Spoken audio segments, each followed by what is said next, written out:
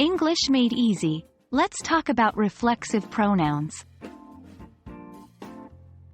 Hello, English learners.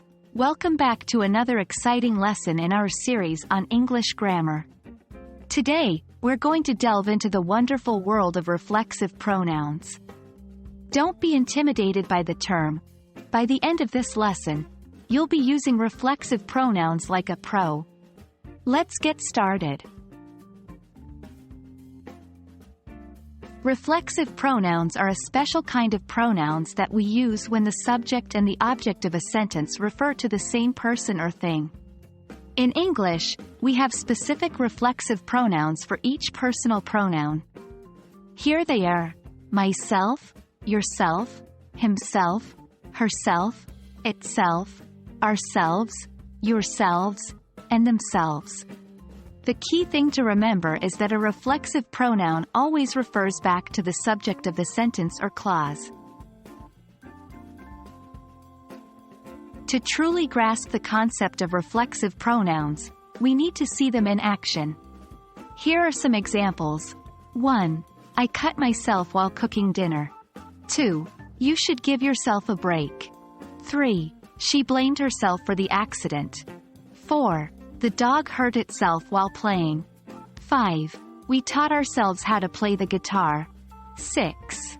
You can help yourselves to the snacks. 7. They consider themselves lucky. In each of these examples, the reflexive pronoun is referring back to the subject of the sentence. Let's take the third sentence for instance. She blamed herself for the accident. The reflexive pronoun, herself, is referring back to the subject, she. Just as important as knowing how to use reflexive pronouns correctly is understanding when not to use them. A common mistake is to use reflexive pronouns in place of personal pronouns. For example, incorrect. John and myself went to the cinema. Correct. John and I went to the cinema. Remember, reflexive pronouns are not a fancy way to say me or I.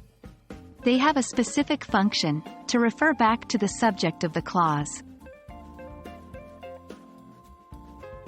And there you have it.